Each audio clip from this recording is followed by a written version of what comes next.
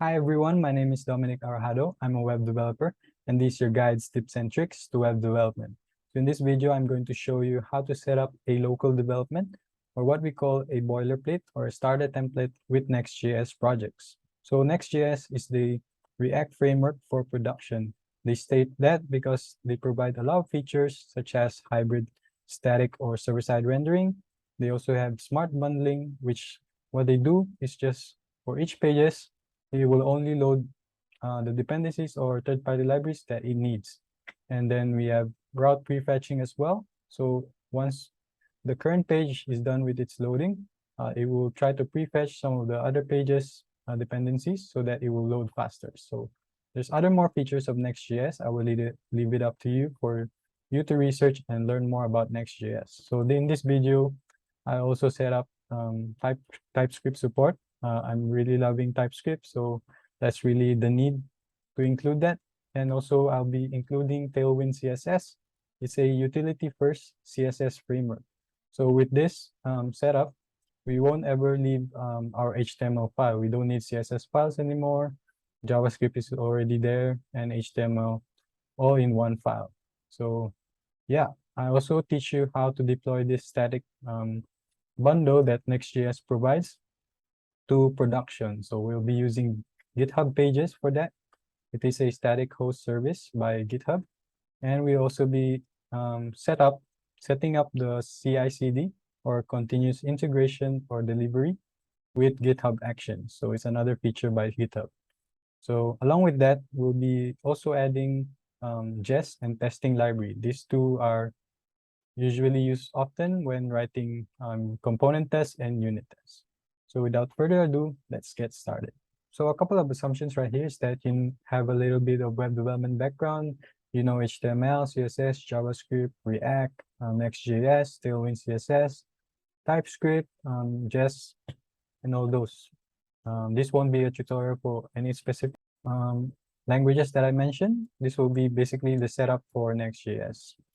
All right, to quickly get started with Next.js, they provide a CLI tool for us, which is called Create Next App. So it's similar to like Create React App. Everything is automatically set up for you. So we have this TypeScript template that they have. So copy this command right here, open my terminal, and run this script. So this will ask me for my project name. I'll be using just my app first. Feel free to change it to your own liking. So now that it is installed, let's open up in our IDE. I'm using Visual Studio Code. That's my IDE. And there's a reason for that because I'm using a couple of extensions from their marketplace.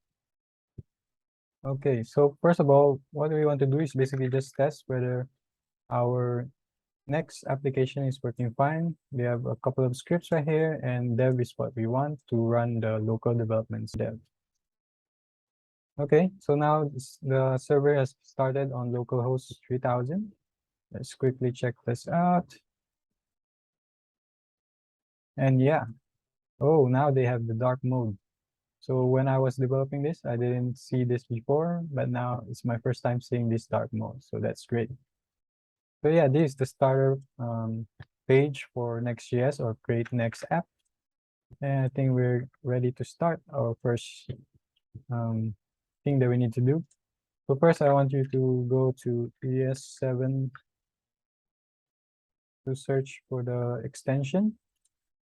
So this extension basically is good for, it's a time saver extension. So they have a couple of snippets we could use to set up that like boilerplate component. So for example, I want to create a component right here about.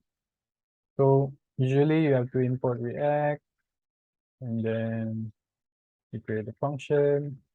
But with this extension, I can just type RFC, and then you see these are the suggestions that it has. I want the React functional component, and boom, we can already use this and start writing the functional component code. So that's really a time saver. Imagine how many times you have to do this. That is really gonna save you a lot of time. So that's one. So what do we do next? Okay, so next step we want to do, let me just delete this. Don't need this page. It's basically set up the Prettier. So Prettier is a code formatter. Basically, whenever you save your file, it will automatically format the code for you. So it's another time saver and also make your code clean and organized. So first thing you need to do is basically install the extension. So yeah, I'll be adding the link to the description below for the marketplace link. But if you are able to find this, then you can just quickly install it. I already done it myself, so I don't have to do anything here. It's just to show you the extension you need to install. Next, it doesn't work automatically for me because by default, I don't enable any formatters in my VS Code. So what you need to do is basically add a .vs Code file right here and then a settings.json. So in this settings.json, let me just copy the code and configure the editor settings. So format on save, you want it to be true. And then the formatter will be the Prettier formatter. This is the name for that. And then tab size. So tab size, you can change this according to your preference. Like it to be 2. So this is the space, the number of space when you do a tab. Next is create a Prettier RC, which is the configuration for the Prettier. So what kind of configuration you want for the formatter? I'm going to copy here. I want it to be single quote. I want to have trailing comma based on the ES5 version of JavaScript.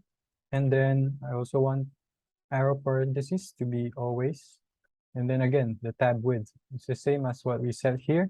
So make sure when we change this, we change the tab width as well. Okay. So last thing is to have a Prettier ignore. So Prettier ignore is the same as git ignore. It basically ignores files that you have defined here on the formatting. And there are a couple of things you want to ignore, like the .next. So this folder right here is the static files built by Next.js. And then we have the out directory. When you build Next.js, it will have this directory, which is like what you will upload on your static host service. And then lastly is the coverage. So when you run scripts with coverage, it will generate a coverage folder. So we also want to exclude that in our formatting. Okay, so in Next.js, create next app, right? They already installed or set up ESLint. So in this case, ESLint is a static code analysis. So it checks for potential programming errors, code styling errors, and all that. And it may potentially conflict with Prettier because it's also like somewhat formatter or like a checker. So to avoid that, it is advisable to install the ESLint config Prettier. So you want to open your terminal and install ESLint config Prettier so that they can work well together. And then after installing that, so I want to include next ESLint, not just the core web vitals. And I also want, the last item is the Prettier. So as you see, he already had some warnings or like violation, right? When I click save, Prettier is already doing its job. So it's formatting the code for me. That's great. So means our Prettier setup is pretty much done right here. So what I like to do is just recommit this. So I think Git is already up. Oh, by the way, so since we already have Prettier's installed, right? So what I did is actually I added Prettier globally. I think it's like -d globally. So after running this globally, I mean installing Prettier globally, I can run the Prettier script to basically run Prettier in all the files. So I don't have to one by one save each file. I'll just run this script. So what it does, it goes through all the files and apply the Prettier changes. So for example, here we added some semicolons, mostly semicolons right here. Yeah. And yeah, a couple of formatting. So now we can just commit this. basically set up Prettier. So we're done with Prettier. Next we want to do is set up TailwindCSS. So as I mentioned, TailwindCSS is a utility. So they have a couple of instructions for us to install it with Next.js. That's really great. So I just literally just follow this. So first we want to install TailwindCSS and its dependencies under dev. So dash d. Okay. So next we want to do is run this command while Tailwind. It basically is a init command to initialize Tailwind. So after installing the dependencies, run this command, and it will create these two files, which are the configuration files. And I think they want us to add the content that it needs, which is what you'll be reading or like applying the styles to. So we want it to be added to pages and components folder with this what I call this extensions or file types. Okay, so next we want to add the directives. So this basically adds all the styles for the base, for the components, for the utilities, so that you can straight away use Tailwind CSS within your application. So we won't be needing whatever was defined here, and just add this right here. Okay, and I think we're ready to just run it and immediately use it. So in the Create Next app, it is using CSS modules, and we won't be needing that anymore because we have Tailwind CSS. So I'm going to delete this, delete home module.css. And now, what do we do with our styles? Actually, I did a service for everyone. I converted everything to using CSS, Tailwind CSS. So I'll be adding the link to the description below for this. You can just copy and paste it. So basically now I'm using Tailwind CSS. So this is the code for Tailwind CSS. So it's flex, it's using flex column, it's justify center. So this is how you will write code with Tailwind CSS. So you won't ever leave your file. The HTML, the JavaScript, and the CSS are all here in this one file. So which is really great. I like this combination. So now what do we need to do? I want you to go to the file extension and look for Tailwind CSS IntelliSense. So this is another extension from the Visual Studio Code. This will basically enhance our development experience when we write Tailwind CSS. So for example, I want to add a style over here. You see that it provides suggestions and also what kind of style is being applied to. So this is really great when you're writing Tailwind CSS. Okay, so do remember to install that. And I think, all right, so you see this squiggly lines right here. When you hover onto it, it basically says that you cannot or do not use image element. You have to use image component from next image. So this is related to the image optimization. And as I mentioned, we'll be deploying this to production, and we'll be deploying it in a static file format. And to do that, we'll be running next export, which exports the build as a static files. And it doesn't work well with image optimization. So we have to go with just a normal image element with this local development setup. So to turn that ESLint violation, you can go to the rules. You can define the rule here, and that specific violation is next no image element. So we want it to be off. Once we save this, the warning is gone. So now we're good with Tailwind CSS. I think we're done here. We can again commit the changes that we did and call this setup Tailwind CSS. Okay. So now what do we do next? Is the Jest and testing library. So these are the two libraries that we use often to write component and unit tests. So they have a instruction here by Next.js document to how to install Jest and React testing library. So what we need to do is set it up manually. So since Next.js 12 version 12, it already has built-in configuration for Jest. So all we have to do is basically install the dependencies of Jest, copy this, yarn add and dev. So this Jest environment, JS DOM, because we are writing it in a DOM, in the DOM. And then we also have the testing library for React, as well as for the Jest DOM. So just install those dependencies. And yeah, you can read through what Next.js automatically configured for us. It already set up the transform using SWC, it's a compiler, and it automatically mocks style sheets or CSS files and a couple of other things. So you can read through that. What we want to do next after installing is create a jest.config.js. All right. And yeah, I think what we need to do is basically create a setup.js.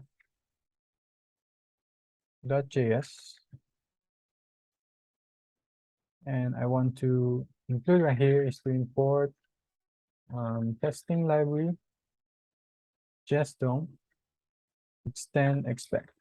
So whenever we expect something right in a file, we want to have those Jest DOM custom matches, such as, to be in the document, to have been disabled, to be disabled or something. All those are DOM custom measures. And if you don't do this import, you won't be able to use it.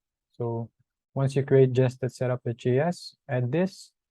We want to include it in the setup files after environment.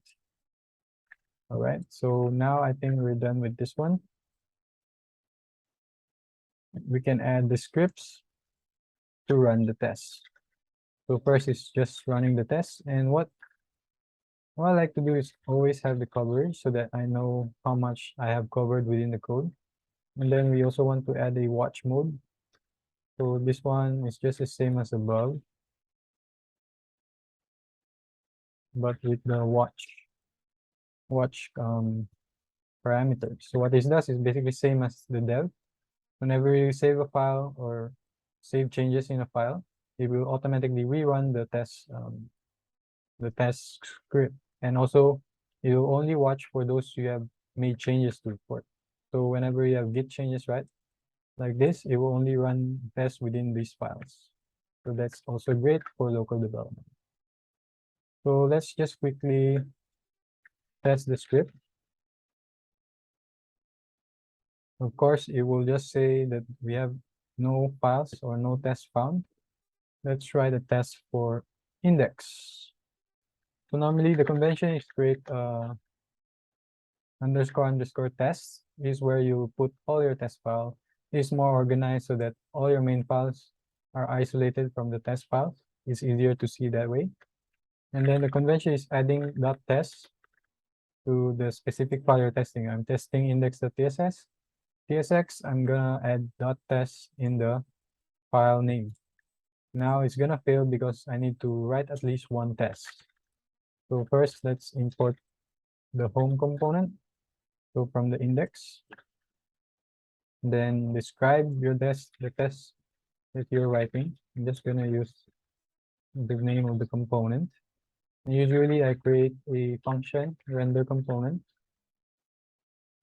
and then use the render function by testing library.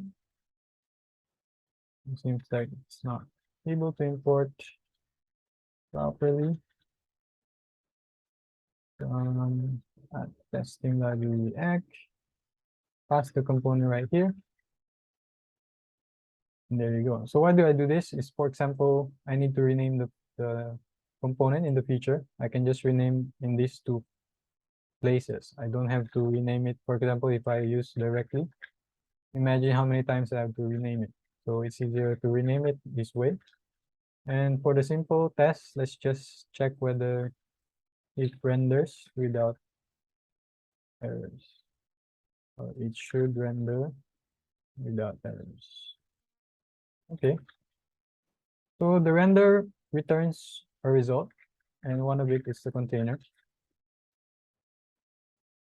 You can basically check that the container is in the document. So if there's any error when rendering this component, this test will basically fail. So this is all we need for now. We're not gonna focus on writing a loud test here. And there you go, it passed. So you have a coverage, 100%, and the result of your test is passed. So yeah, I think we're done with tests. Oh, I forgot one more thing. So in Next.js, basically what they do when they create pages, right? They rely on the pages folder for checking what are the files that needs to be a page. So index page needs to be a page for the index, and then we have the my app here, and then we also have API. So /API, that's how it creates the application. So because we're mixing the test files right here, it might read the files here and basically may potentially cause an issue in production if this becomes like a page. So although it is unlikely for now, I think they have some protection or like some validation that it is a test file. It's just good to have another check, is what we're going to use is the page extension. So basically, if our file name contains page.tsx, that means that Next.js should build that as a page. So we're going to add it in index.page. We also need it to add in the app as well, and also the API, but we won't be needing the API, so I'm just going to delete this. And there you go. So just a convention, because you're testing index.page, you also should add .page here. Although you might be thinking, will it get read by Next.js? No, because the convention is page.tsx, and this is page.test.tsx, so that's fine. And you need to fix the import here. Index, all right. And yeah, I think we're done here. Okay, so let's conclude the setup here. I'm gonna commit this. So set up Jest and testing library. All right, so I think we're ready to go to the deployment part. And as I mentioned, we're going to use GitHub Pages as our static host service. So this is a feature or a product by GitHub. And it's free. It's free as long as your repository is public. If you wanted to deploy private repositories in GitHub Pages, you have to buy their enterprise version. But I think for our boilerplate, we're just going to have it as public. That's fine. This is an open source template. So yeah, we can use GitHub Pages. And we're also going to use GitHub Actions to set up the CI/CD. So what CI/CD means is basically whenever you commit changes to your main branch, it will automatically be deployed after that. So it will be automated, and all you have to do is commit your changes. And then of course we're going to add checks right here like ESLint, running the test first, and then build it. And after that, only then you will deploy it. So yeah, so it's really good for local development as well. Okay, so now to get started, I want you to add next export.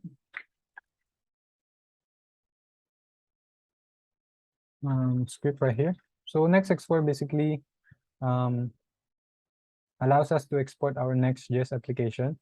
So you might think that Next build already provides the static files, right? But yarn build is just basically adding the files in the .next folder, because you might run it for as a server. But we won't be needing the server right here. So we won't be, after you build, right, you will have to run start. And that's like a Node.js server. We're not going to do that. We're going to use, we just want the static path and upload it in a CDN or a static host service. So what you'll use is the next export. Oh, sorry, yarn export. So just to show you what it does, it creates an out directory, and again, now it provides you all the static paths, index.html, for the HTML for the not found pages, and the static CSS and JavaScripts are all located in the static folder. In the next folder, then static. Yeah, so you can just directly upload this in your CDN or your static host service. All right, so now that's settled, I also want to let you know how GitHub Pages does its deployment. So, for example, your username in GitHub is Dominic Alhado. That's mine. And then it deploys your GitHub pages in github.io. If you don't want this domain, what I did is I used my own domain. So you can also configure that. I won't be showing you how to custom that. You can search it instead. So mine is already configured to use my custom domain. And then after that will be the repository name. So for example, my repository name is my app. This is where all of my Next.js files will be uploaded by GitHub Pages. So do remember this convention. And because when you build the Next.js application, he assumes that you deploy it on the main domain, not on the /myapp. So what we need to do is basically tell Next.js that we need it to be deployed on the repository name. So I use my app. I also should use the base path as /my path. So all the assets and CSS will be we'll be adding /my app into the URL. Okay, but of course in local development we won't be using /my app. For example, if I run the local development server, now my index page is 4.4 because I have to, add /my app to access the index page, and we don't want that in our local development. We only want it when it's deployed to production. So you can use, or we can add a variable here to check the process.env. This is the system or environment variable available when you write or run a node script. So if you run, I think either build, I think build or export, the node env would be production because you are building for production. So we only want this in production. So if it's local development, we just want our base path to be empty. So now that when we run the local development server again, we should be able to access the page on the index. So that's, so it does load properly now. And one more thing is, this is just for CSS and JavaScript. But for the images that you directly route on the HTML, for example, this one, you have to configure the same logic. So in this case, I'm going to add a library function under assets.ts, and I want to export a function get asset URL, and I just want to pass the path. So again, we'll be using the same logic. Use production, or we can just write it here. Node env is production, then we use /my app. And it's also good to include your domain here.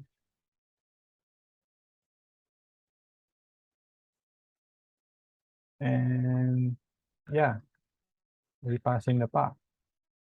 If it's not, then you just do the /path. Okay, but these two things are actually good to store in the constants. So let's just move it there. Const name origin.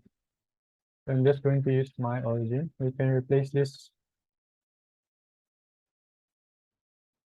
So as I mentioned, you can replace this your GitHub username. Replace it here and github.io. That's your main origin. But for me, I already use my custom domain. So I can just use my domain. And then the main path. So that this will be related to your repository name.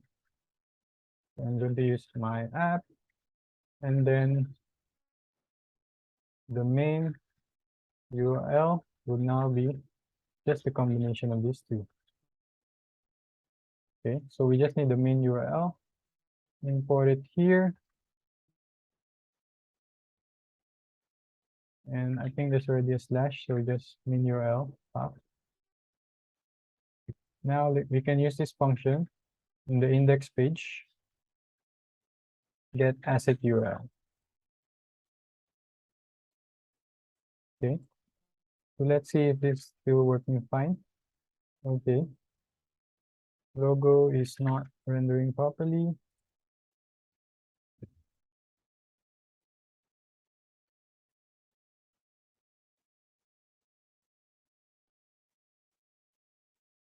Okay, but because we added an extra path, now it is working fine. All right, so that is good.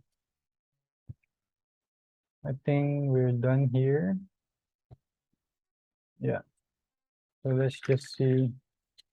Let's just commit this and say prepare for deployment or prepare for CI/CD.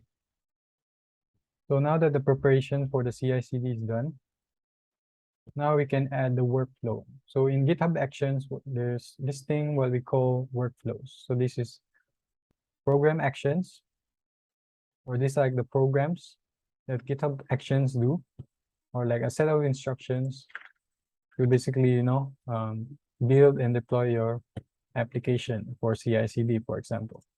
So the workflows are located in .github, and then workflows, and then the name, they use YAML configuration. So it's a YAML is a readable config. Okay, so workflow syntax for GitHub Actions. So they use YAML as the language or the syntax. And first what we need to do is add a name for the workflow. So this I will name CI/CD. And then they have the on. So basically on syntax defines which events will cause this workflow to run. So we want it to run on push, and then we can define the branches. So just the main branch. So we are in the main branch right now. So whenever we push to the main remotely, this will run the workflow. That's how it will start the build and deployment. So you can go to the link right here to see all the list of available events. So there's on pull request or on schedule using cron job. So yeah, we'll get to there later on. But for now, yeah, we have the on push on benches. Next is what we had to do is the jobs. So on jobs, we can start the steps or like the instructions. So first of all, we want to define where it runs to. So this will be the operating system that this workflow will run. So we'll just use the most commonly used, which is Ubuntu latest. So you can actually the on Windows. So you can have Windows, you can use Windows, you can use Mac OS, or we'll just use Ubuntu latest. After that, we can have the steps. So these are each of the steps that the action will do. So the first step we want to do is basically to check out this repository.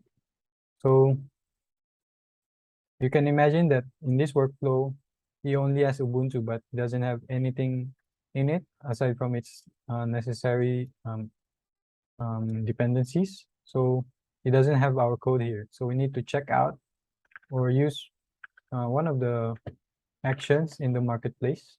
So this is the GitHub Actions marketplace. Some of it are already verified or built by the team officially. So one is the checkout. Basically just checks out our Git repository.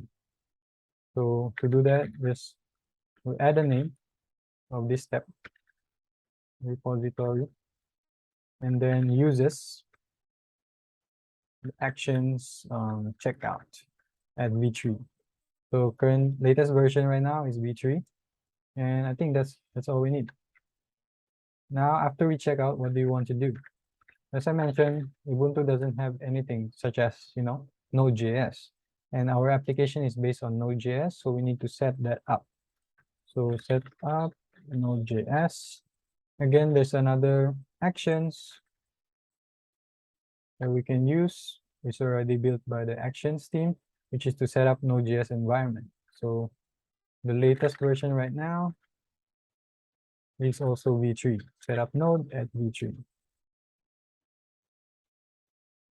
Okay. So now we have our code. We have Node.js. We can basically install all the dependencies right here. So I forgot one more thing, which is to add with the node version. So what Node.js version do you want to install? So for example, 1.16, I define it here. And this is optional, but good to have as well, is to use the strategy matrix. So with strategy matrix, you can actually build like not just one workflow, but like three in the same, same using the same instruction, but just different versions of Node. So for example, you wanna have Node version here. So not just 16, but you also want to test 14, 12. It will run the same instruction, but with different version. And you can just use the syntax here, matrix.node version. And now what it does, it will run 3 times because there's different node version that we want to run this workflow to. But I'm just going to use 16, and then I'm going to add .x so that it will use the latest patch of 16. And I can add this and use the syntax also in the name. It's good to, so name is used for like logging each of the steps. So we know what version of the Node.js is being set up. Okay. And now that we have Node.js, we have our code, we can install the dependencies. And this time we don't need to use any actions.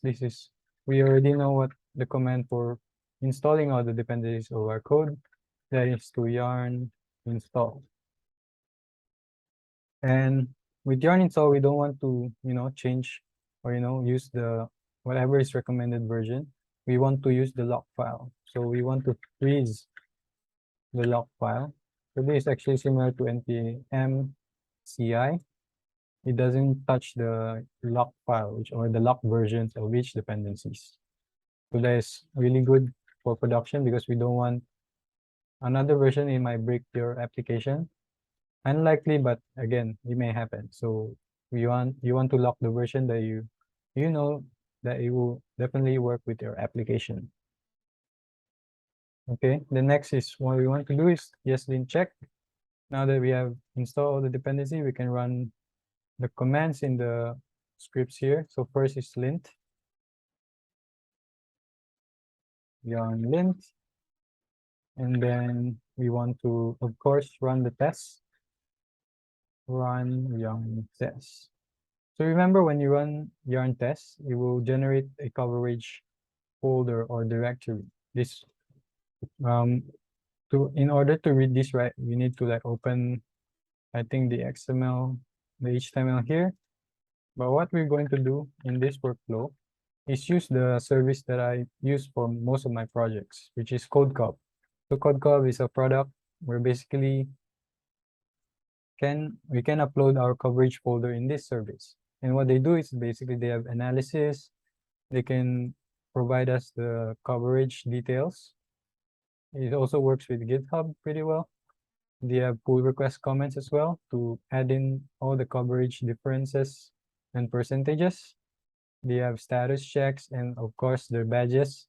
We can use this and add it in our readme.md and a lot of things as well. So yeah, they have a GitHub action. Okay. So if you look for CodeCov, you should see the official action created by the CodeCov team. So we'll be using that. So after running the test, we want to upload the coverage to CodeCov. So we're going to use the actions, or actually CodeCov/CodeCov action, and the latest version right now is v3. And yeah, that's all you need. So since this repository will be public, we don't need to define anything for the CodeCov. We can immediately upload it to their service. So do remember to register and log in via your GitHub so that CodeCov can have access to your repository and get the coverage folder. So we run all the checks, we run all the tests. Now it's time to build our application. So build, we know the script for this, run build, and then finally export it or generate static files, run export. Okay, so when we run export in this step, it will generate the out directory. So we can use this to deploy it to GitHub Pages. So what can we do, or what can we use for GitHub Pages? And luckily for us, someone has already created an action, not officially, but is highly used right now, and I also use it myself, and it works pretty well to deploy our build to GitHub Pages. So all we have to do is basically add this. So name, deploy, uses, oops, this guy's action, and of course we need to define what folder it needs to deploy. So the out directory and the folder out. All right, I think we're done with the CI/CD workflow. Let's test this out. I'm just gonna commit this. Setup CI/CD, and of course we need the repository. So let's go to the repository, create a new one. I'm going to use my personal account and use my app. So remember, my app needs to be the same as your repository name. There's a lot of dependencies such as nice config using my app as well. Okay, so remember, we can only deploy it if it's public for free. And there you go. So we just have to copy the commands here. Hit m, add the remote origin URL, and we can push it.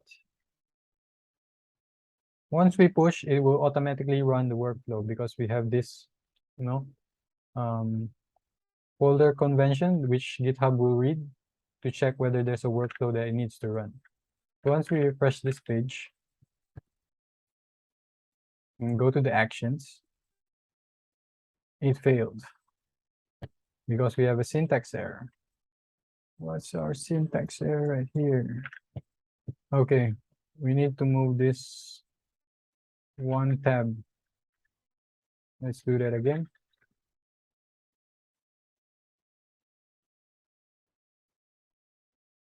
Okay, I'm gonna do a force push just to trigger the action again. All right, so now it's building. Okay, let me just delete this failed workflow.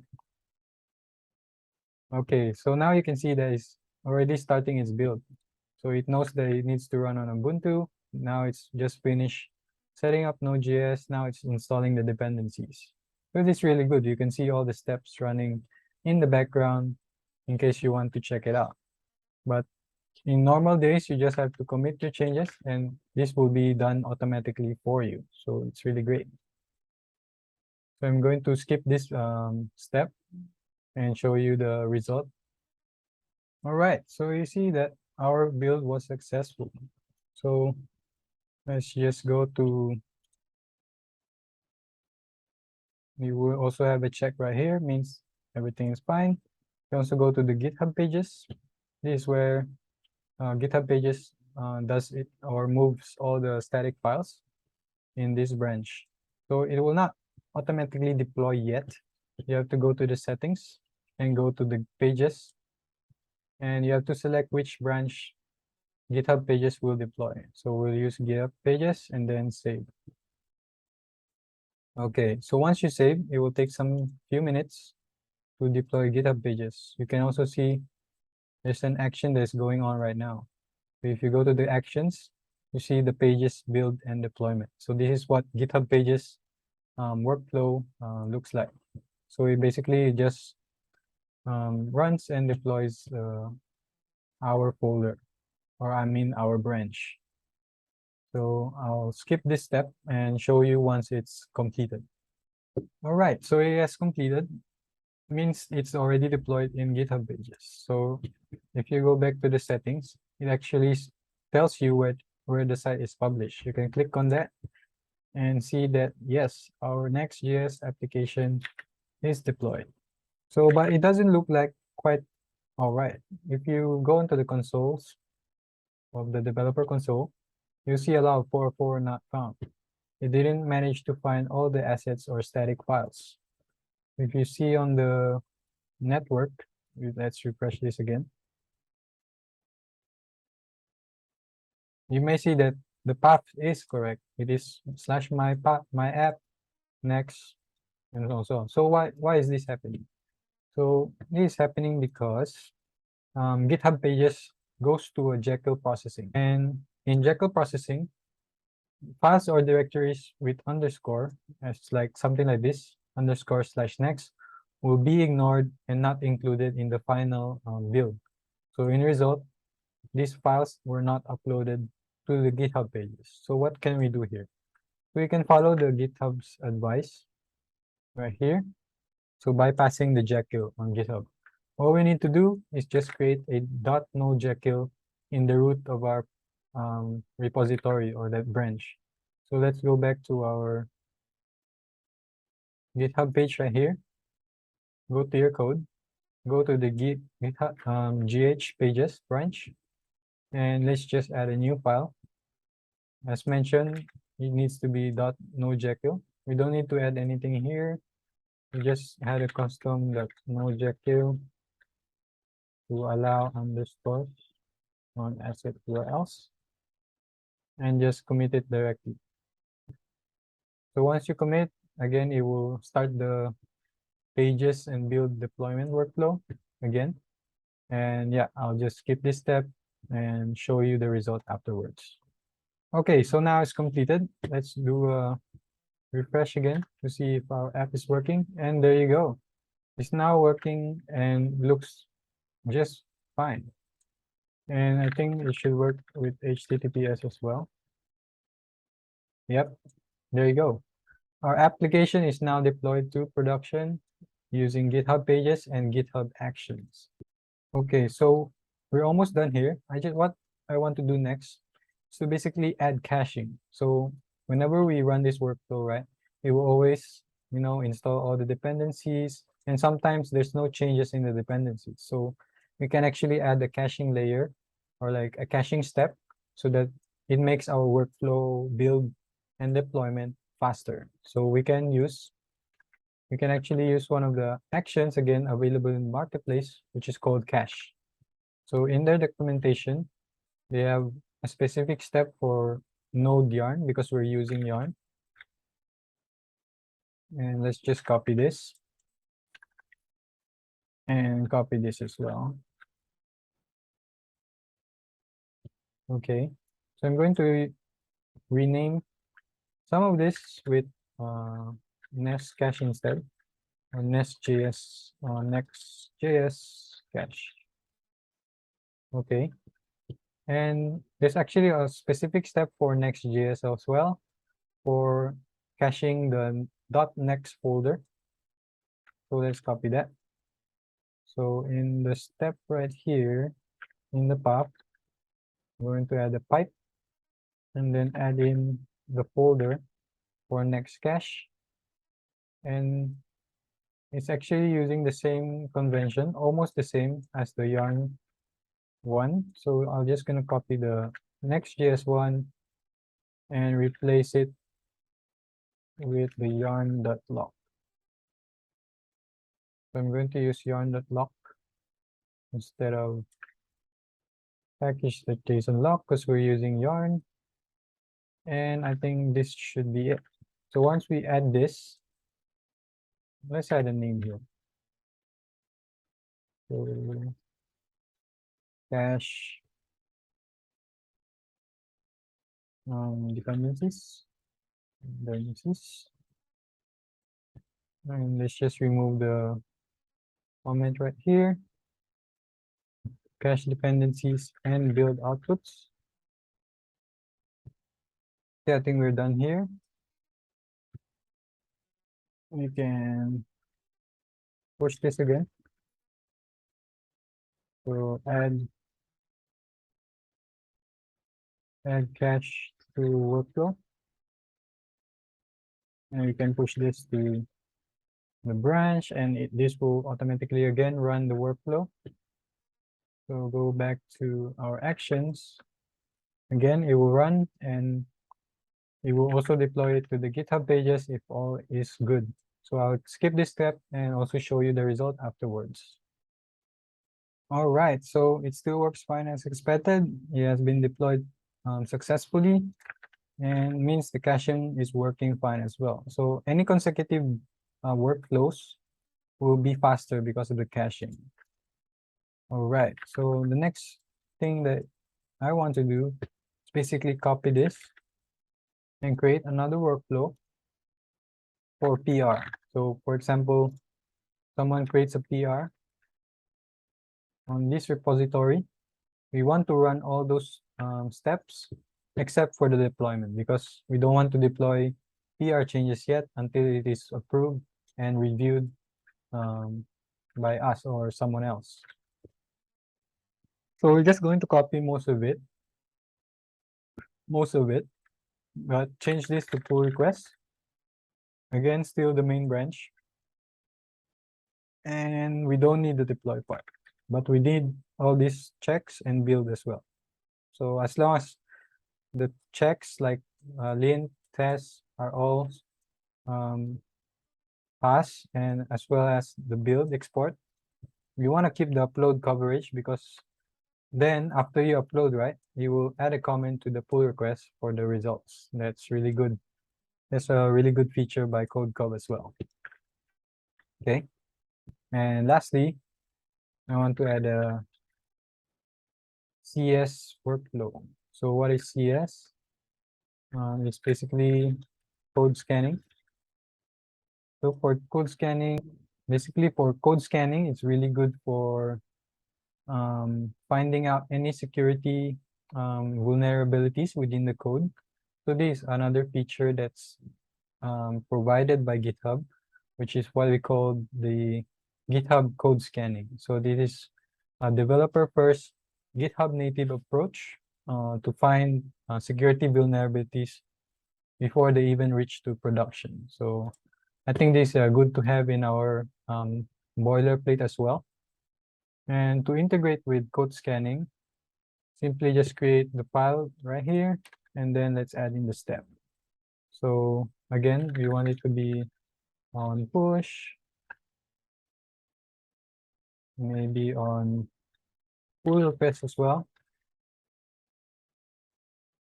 And let me introduce to you paths ignore. So if it's just like a MD file or text, those are not really worth checking. So you can do a ignore, like something like git ignore or Prettier ignore.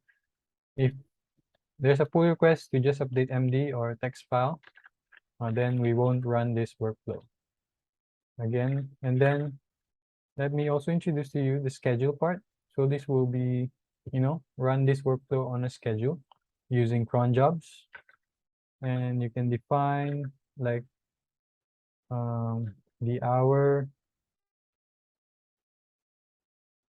No, I think this is minutes or these minutes, hours. Let me just find it then. All right, so this is the format for the cron. So minute, hour, day of the month, day of the week. So this will basically run on 1 o'clock, 1:30 every Sunday. So it's day of the week, starts with Sunday. So why do we need to run it on a schedule? For example, vulnerabilities or like security vulnerabilities are often found like every now and then. So sometimes even though you run this at a certain point of time, after that, someone has just discovered that this library or like this code actually is a security vulnerability. So it's good to have it on a schedule basis as well, apart from, push and pull requests, so that, you can make action on a schedule basis. So in this part, what do we do next? Basically the steps. So I'm just gonna copy what they already have here. We'll be running on Ubuntu latest. It is required for workflows, permissions. This one is only for private property, private repository. Okay, so initialize code QL. We can add our language here, which is JavaScript. Yeah. And then this is the auto build. And then after auto build, it can do its analysis.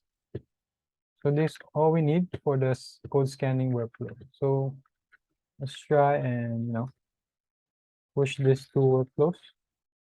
Set up CS code scanning and PR workflow.